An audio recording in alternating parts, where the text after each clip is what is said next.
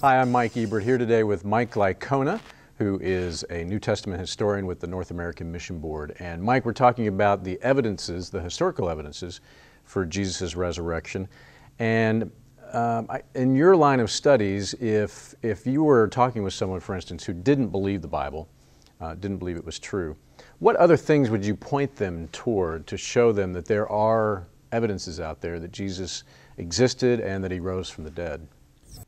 Well, Mike, first I'd say that there are a lot of scholars out there who don't believe that Jesus rose from the dead. They don't believe that Jesus performed actual miracles, but they will approach the New Testament literature for what just about everybody grants that it is, and that is a collection of literature, early Christian literature from the first century or within 100 years of Jesus. We can do that. I mean, as a Christian, I can do that with the Quran. I don't believe that it's inspired by God in any sense. But I can still approach it as a student of history and learn things about early Islam. We can do that with the New Testament as well.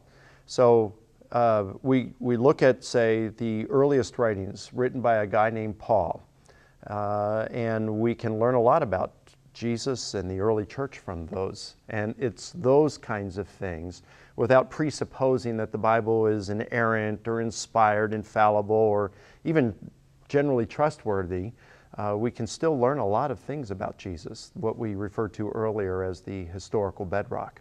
So even though there may be a group of scholars, maybe even a majority that would question some of the things like you mentioned, they at least have agreement that the Bible is a historical document that can be trusted on certain things. So someone who's going to dismiss the New Testament altogether would be brushing aside a lot of what current scholarship believes about the New Testament. Absolutely. That would be a very unsophisticated historical approach. I mean, you'd find people on the internet or who haven't really studied this who would do that. But like I said, I wouldn't even do that with the Quran. There's plenty that I can learn from the Quran without agreeing with its general message. So when we talk about the historical bedrock, these are things that, would you say a majority of biblical scholarship agrees on, or, okay. Sure. And what elements of that pertain to or point to the resurrection that we could build a case for the resurrection on?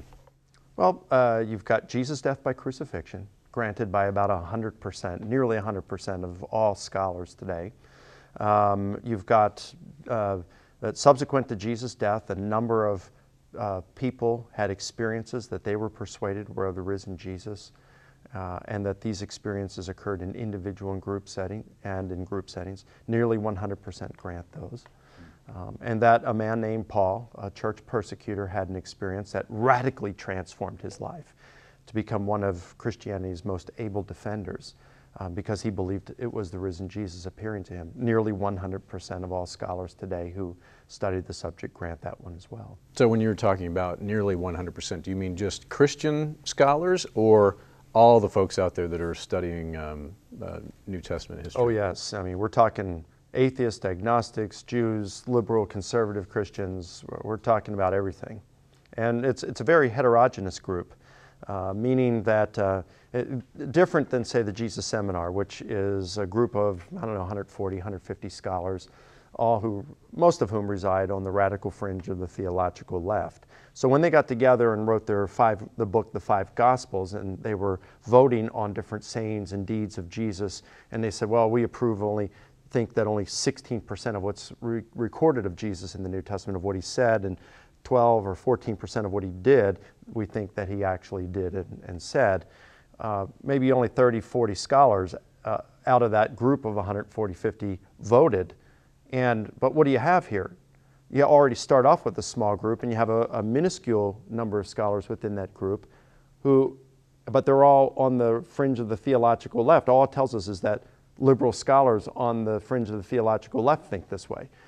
But when we're talking about some of these facts that I just mentioned a moment ago, we're talking about a heterogeneous group. We're talking about liberals, evangelicals, atheists, agnostics, Jewish scholars, all of these, and who have specialized in the subject or have done extensive work on it. That gives us a more accurate view of what scholarship is believing today. Now, you have often debated Muslims in universities and other settings.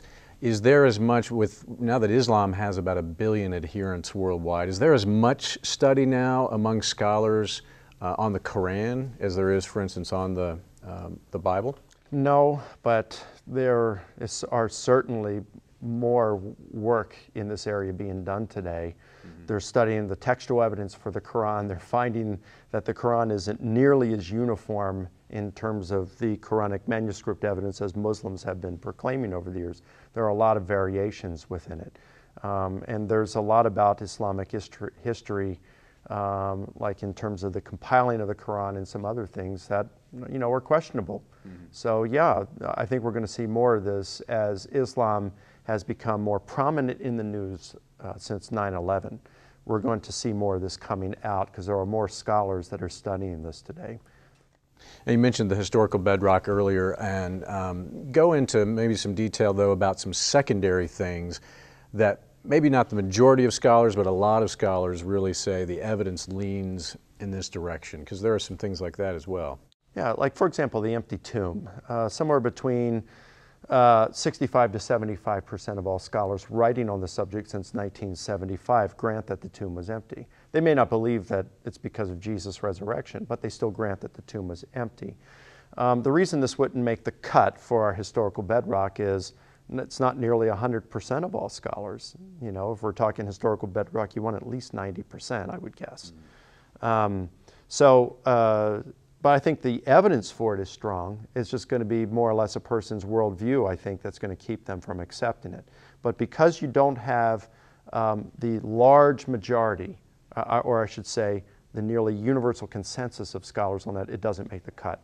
Or say the appearance to James. Most scholars who write on the subject agree that James was a skeptical half-brother of Jesus, and that he converted to Christianity after his death when he had an experience that he believed was of Jesus appearing to him.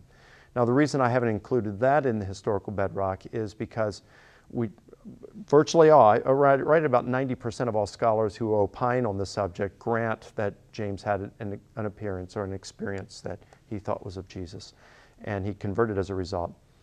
And it is from a heterogeneous group of scholars. However, I only counted maybe around 30 scholars who comment on this out of all, you know, who are writing on the subject of the resurrection. So I didn't feel like it was a large enough sampling to put within that historical bedrock. Now, you said heterogeneous group of scholars. What is that, and why is that important? Well, I mentioned about the Jesus seminar a moment ago. That would just be those on the theological left opining. When I say heterogeneous, I'm talking about it's very inclusive. Liberal, conservative, agnostics, atheists, Jewish scholars, all in there. And the reason that's important is because, hey, if you even have all these others, atheists and agnostics that are granting these, the evidence must be pretty good to convince those who would disagree with your worldview that these things are true.